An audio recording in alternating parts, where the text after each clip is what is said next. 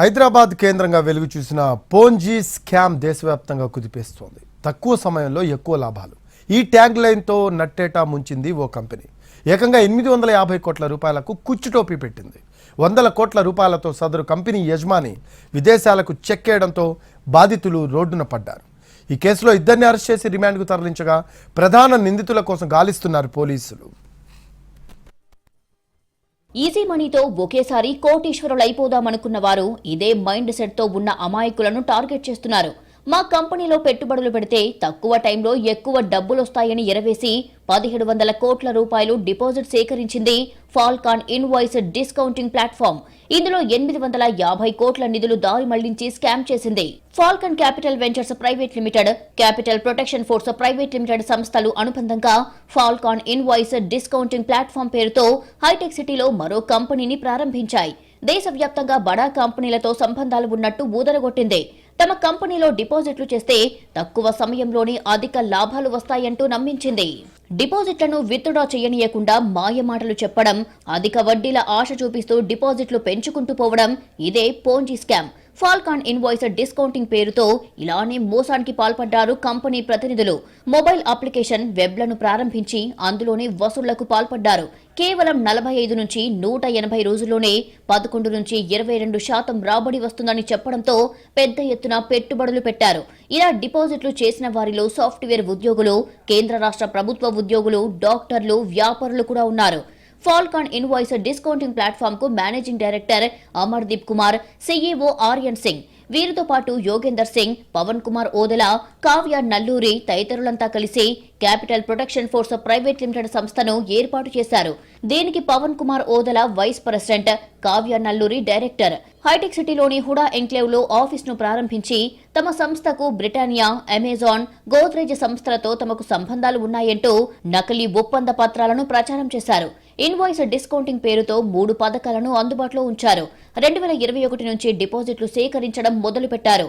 45 రోజుల ఇన్వాయిస్ పథకంలో చేరితే 11 నుంచి 12% వడ్డీ, 90 రోజుల ఇన్వాయిస్ ప్లాన్తో చేరితే 16 నుంచి 18% వడ్డీ, 180 అంతకంటే ఎక్కువ రోజులున్న ఇన్వాయిస్ ప్లాన్లో చేరితే 20 నుంచి 21.95% వడ్డీ రేటు చెల్లిస్తామని ప్రకటనలు ఇచ్చారు.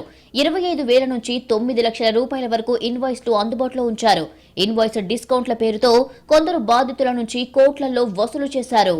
ఇలా 4 ఏళ్ల కాలంలో 6,979 మంది నుంచి 1,700 కోట్ల రూపాయలు వసూలు చేసింది ఫాల్కన్. ప్రారంభంలో వడ్డీతో సహా సక్రమంగా చెల్లించినా జనవరి నుంచి ఆపేశారు. 850 కోట్లు చెల్లించకుండా సొమ్ము మొత్తాన్ని పక్కదారి పట్టించి 14 కంపెనీల్లోకి మళ్లించారు. Coin Trade, Blue Life International India, గోవాలోని యుకియో రిసార్ట్, దుబాయ్లో ప్రైవేట్ విమాన సేవలు అందించే ప్రెస్టీజ్ జెట్స్ కు ఈ ఫండ్స్ డైవర్ట్ చేశారు. రియల్ ఎస్టేట్స్ లో దుబాయ్ కేంద్రంగా పనిచేసే Falcon International Property, RDP, Red Herbals and Red Health Care, దుబాయ్లోని MBR1, క్యాపిటల్ టెక్సోల్, విర్గో గ్లోబల్లో పెట్టుబడులు పెట్టారు. సింగపూర్, UAE కేంద్రంగా నడిచే Ojasa, Hash Block, Wellfella Herbal Business, Swastik నెయ్యి తదితర కంపెనీల్లోనూ పెట్టుబడులు పెట్టారు. తమకు డబ్బు రాకపోవడంతో ఇన్వాయిస్లు కొనుగోలు చేసిన వారి నుంచి ఒత్తిడి పెరగడం, బాధితులు హైటెక్ సిటీలోని కార్యాలయానికి రావడంతో జనవరి 15న కార్యాలయాన్ని మూసేసి పరారయ్యారు. ఢిల్లీకి చెందిన ఓ యువతి ఫాల్కన్ కార్యాలయానికి వచ్చి చూసేసరికి తాళం వేసి ఉండడంతో మోసపోయామని గ్రహించింది. ఆమెతో పాటు మరికొంతమంది డిపాజిట్దారులు సైతం తాము మోసపోయినట్లు గుర్తించి సైబరాబాద్ EOW పోలీసుల్ని ఆశ్రయించారు. పోలీసులు మొత్తం 3 కేసులు నమోదు చేశారు. 20 మంది నిందితుల పేర్లను FIRలో చేర్చారు.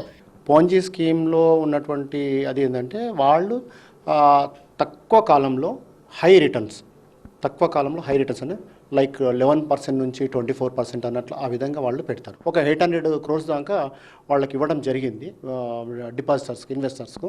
తర్వాత ఇంకొక 800 దానికి ఉంది. ఫారిన్ కంట్రీస్లో కూడా కొన్ని కంపెనీస్ క్రియేట్ చేసి చూపించారు అందరికీ. చూపించిన తర్వాత ఏమైందంటే దాన్ని వాళ్ళు చూపించి ఆ కంపెనీస్ ఇంకా అట్రాక్ట్ అయిపోయి ఈ విధంగా స్కీమ్లో అందరూ కూడా డిపాజిట్ చేసుకొని అందరిని జాయిన్ చేయించుకొని ఇది చేశారు. దాదాపుగా మనకు 3-4 days కింద ఇది కేసు రిజిస్టర్ చేయడం జరిగింది. తర్వాత దాంట్లో ఒక పవన్ ఓదెల అని చెప్పేసి బిజినెస్ హెడ్, తర్వాత మన కావ్య నల్లూరి అని చెప్పేసి ఆమె వైస్ ప్రెసిడెంట్ దానికున్నారు, వాళ్ళని కూడా అరెస్ట్ చేసి చేయడం జరిగింది. డిపాజిట్ పేరుతో మోసాలకు పాల్పడ్డ కేసులో Falcon invoice discount platform business head Pavan Kumar Odela, director Kavya నల్లూరుని అరెస్టు చేశారు. కేసు నమోదైన విషయం తెలుసుకుని కంపెనీ మేనేజింగ్ డైరెక్టర్ అమర్దీప్ తో పాటు మరికొంతమంది కీలక నిందితులు విదేశాలకు చెక్కేశారు. ఈ క్రమంలో లుకౌట్ నోటీసులు జారీ చేశారు ఈఓడబ్ల్యూ అధికారులు. ట్రావెల్ డీటెయిల్స్ కావాలంటూ ఇమిగ్రేషన్ అధికారులను కోరారు. కంపెనీకి సంబంధించిన 22 బ్యాంక్ అకౌంట్లను గుర్తించి వాటికి సంబంధించిన లావాదేవీల వివరాలు ఇవ్వాలని ఆయా బ్యాంకులకు లేఖలు రాశారు. నిందితులను పట్టుకునేందుకు మొత్తం 3 టీంలను ఏర్పాటు చేశారు. డైవర్షన్ ఆఫ్ ది ఫండ్స్ మొత్తం ఎక్కడ పోయినాయి ఏమని చెప్పేసి మనం అన్ని బ్యాంక్స్ కూడా చాలా మటుకు 22 అకౌంట్స్ దగ్గర ఉన్నాయి. ఆ బ్యాంక్స్ అన్నిటి కూడా మనం లెటర్స్ పెట్టడం జరిగింది. ఆ ఇన్ఫర్మేషన్ గురించి మనం వెయిట్ చేస్తూ ఉన్నాము. చాలా మటుకు బోకస్ కంపెనీలు, బట్ ఆ funds first layer, second layer, third layer ఎంతవరకు పోయినాయని చెప్పి దాని మీద మనము ఇన్డెప్త్గా మనము బ్యాంకింగ్ అథారిటీస్తో మనం కాంటాక్ట్ అవుతూ వాళ్ళతో ఇన్ఫర్మేషన్ కోసం వెయిట్ చేస్తాను. గతంలో బ్లూ లైఫ్ ఇంటర్నేషనల్ కంపెనీ పేరుతో మల్టీ లెవెల్ మార్కెటింగ్ కు అమర్దీప్ టీం పాల్పడినట్లు దర్యాప్తులో గుర్తించారు.